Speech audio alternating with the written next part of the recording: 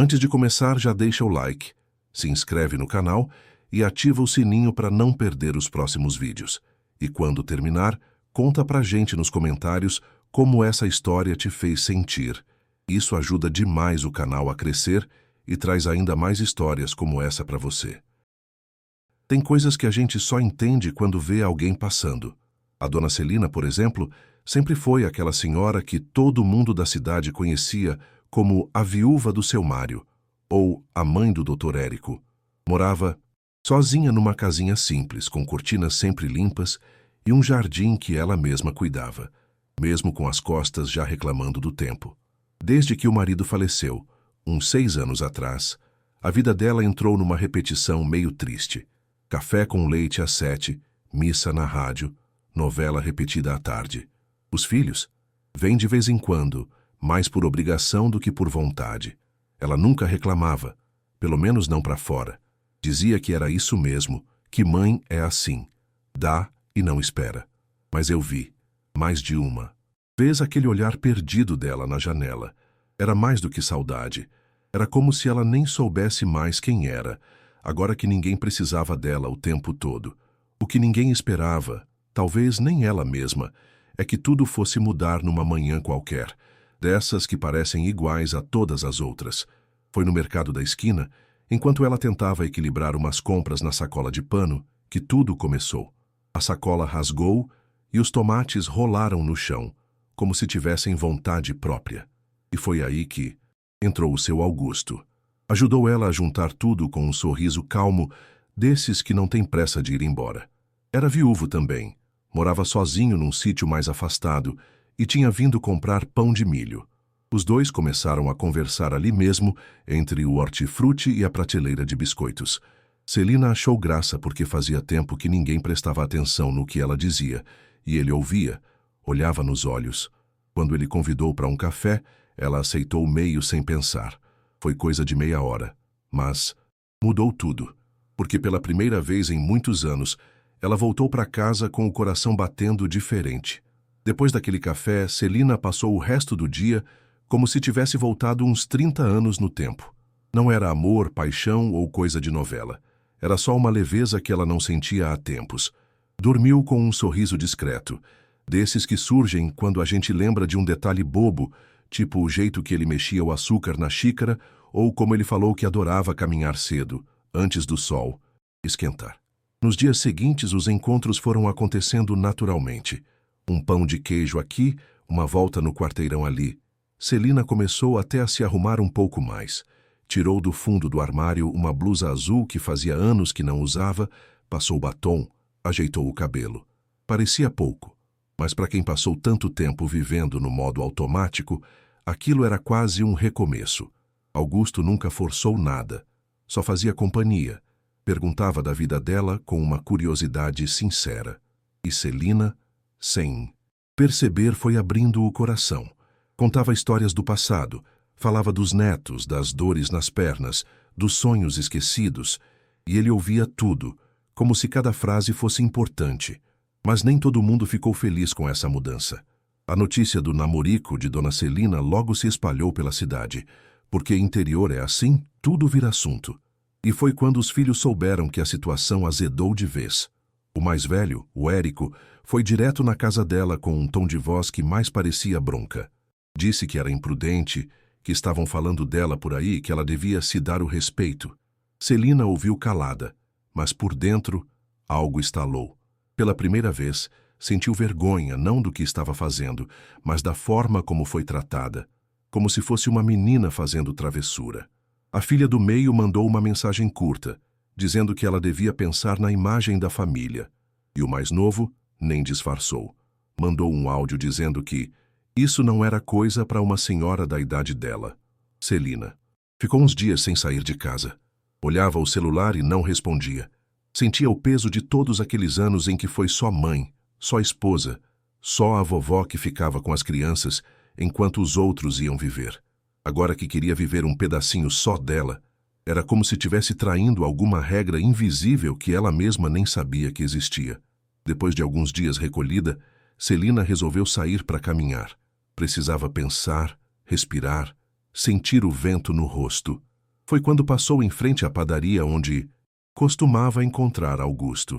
Ele estava lá sentado na mesinha de sempre, com um copo de café e o chapéu no colo. Quando a viu, não sorriu logo de cara. Esperou que ela decidisse se queria ir até ele. E ela foi. Sentou-se devagar, meio sem jeito, e os dois ficaram em silêncio por uns minutos. Não precisava dizer muita coisa. Ele só disse: "Tô aqui, viu? Do teu lado, se tu quiser." Aquilo bastou. Celina segurou o choro.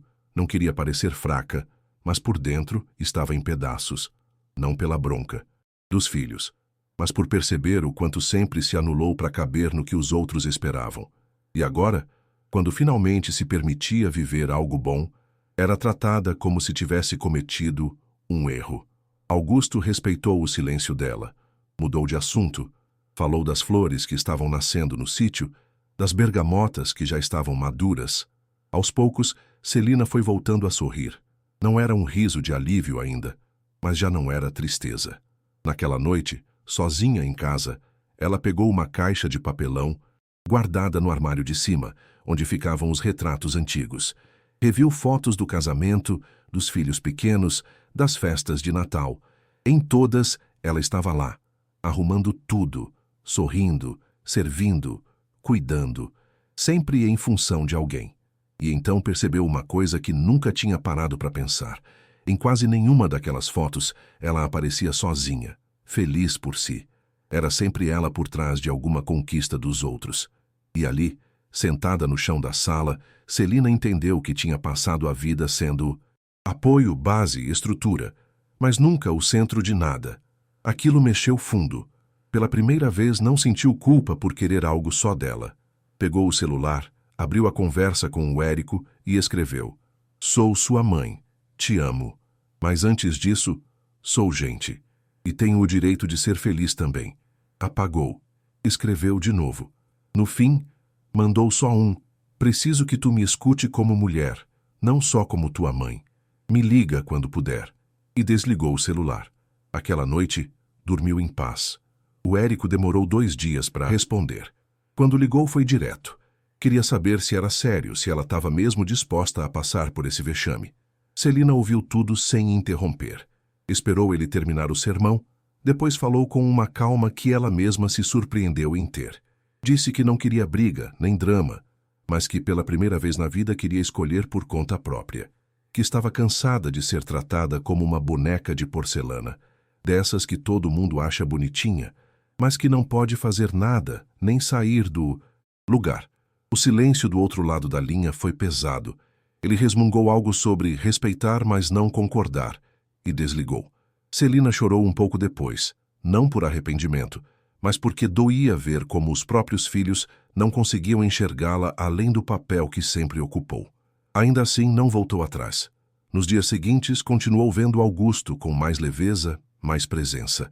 Iam até a pracinha tomar chimarrão, riam das crianças correndo, falavam de tudo e de nada. Aos poucos, ela foi voltando a andar com a cabeça erguida, mesmo com os olhares atravessados das vizinhas e os cochichos pelas costas. Foi numa tarde de quinta-feira, com o céu limpo e o cheiro de terra molhada ainda no ar, que Augusto falou da praia. Disse que no mês seguinte ia até Tramandaí visitar uma irmã e que adoraria que Celina fosse junto. Ela congelou na hora. A praia sempre foi um sonho antigo, mas que ficou guardado num canto da alma, como tanta coisa. Nunca teve tempo, dinheiro ou coragem. E agora, aos 74, seria isso mesmo? Uma viagem? Um final de semana longe de casa? A ideia a deixou animada e ao mesmo tempo assustada. Augusto notou e não insistiu. Só disse: "Pensa com carinho, dona Celina. Não é fuga, é vida." Aquilo ficou ecoando nela. Durante dias pensou em tudo o que podia dar errado, nas críticas, na fala da filha dizendo que isso ia acabar mal. Mas também pensou no cheiro do mar que ela nunca sentiu, nas fotos que via nos calendários, no som das ondas, até que sem dizer nada, para ninguém, entrou na loja da esquina, comprou um maiô azul marinho e uma sandália nova. Quando chegou em casa, ligou para Augusto e disse: "Pode me incluir nessa viagem. Tô dentro." A viagem foi curta, mas para Celina pareceu que durou uma eternidade. no melhor sentido. Acordava com o som do mar, caminhava na beira da areia, sentava num banquinho para sentir o vento no rosto. Tudo era simples, mas para quem viveu décadas sem se colocar em primeiro lugar, era como descobrir um mundo novo. Augusto respeitava cada silêncio, cada hesitação dela. Em certo momento, ele estendeu a mão enquanto caminhavam na areia e, sem dizer nada, ela segurou. Foi natural, leve, sem pressa. À noite, dividiram um pastel de camarão e uma cerveja gelada. Celina riu sozinha ao lembrar que, até pouco tempo, achava que cerveja era coisa de jovem. Voltou para casa diferente.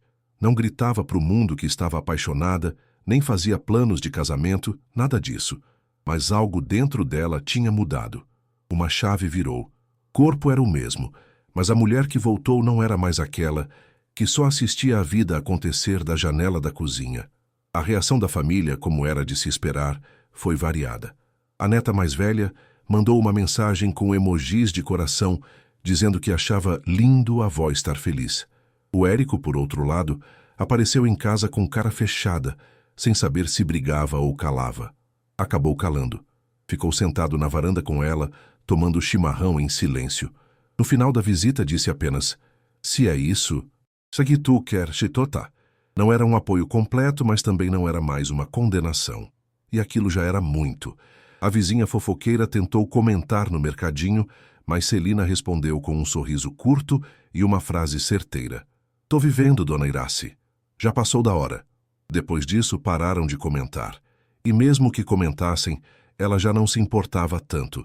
Descobriu que o mundo não acaba quando a gente resolve se colocar no centro da própria vida.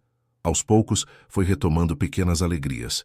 Passou a usar os brincos guardados na caixinha, voltou a ouvir suas músicas preferidas no rádio antigo, até arriscou umas receitas novas que viu na internet. Não porque queria agradar alguém, mas porque fazia bem para ela. Era isso que importava agora. Hoje, quando alguém pergunta se ela está namorando, Celina ri com gosto. Não se apressa em dar explicações. Diz que está vivendo só isso, e que viver, às vezes, inclui encontrar alguém que te olha nos olhos, que segura tua mão sem pressa, que te escuta sem tentar te corrigir. Ela não romantiza tudo. Sabe que a idade pesa, que o corpo já não acompanha como antes. Mas também sabe que existe beleza no agora, mesmo que venha tarde. O que sente por Augusto é carinho, é presença, é parceria. Não precisa de rótulo. Ele continua morando no sítio, ela na cidade, e se visitam nos fins de semana. Dançam um bolero vez ou outra, fazem piquenique na praça e compartilham silêncios que não incomodam. Celina aprendeu que a vida não precisa ser barulhenta para ser boa. O simples virou luxo, e o luxo agora é ter coragem de ser quem ela é, sem pedir licença. Celina não virou símbolo de nada. Continua sendo a senhora da casa com cortinas limpas, que cuida das plantas e vai ao mercado aos sábados. Mas algo mudou nos olhos dela, na forma como se veste, como anda, como ocupa os espaços. Não é mais invisível. Ela se vê. E isso, para quem passou décadas inteiras sendo só o que os outros precisavam, é imenso. Ela mesma disse uma vez: "Eu achei que meu tempo tinha passado, mas descobri que ainda tinha vida me esperando. Só precisei ir buscar." Os netos agora a veem como exemplo.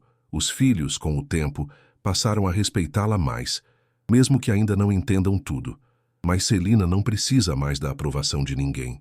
Ela provou para si mesma que nunca é tarde, que sempre há tempo para sentir, para querer, para viver, que a felicidade não tem idade e que, às vezes, basta um café numa manhã comum para recomeçar uma história que a gente nem sabia que ainda estava por ser escrita.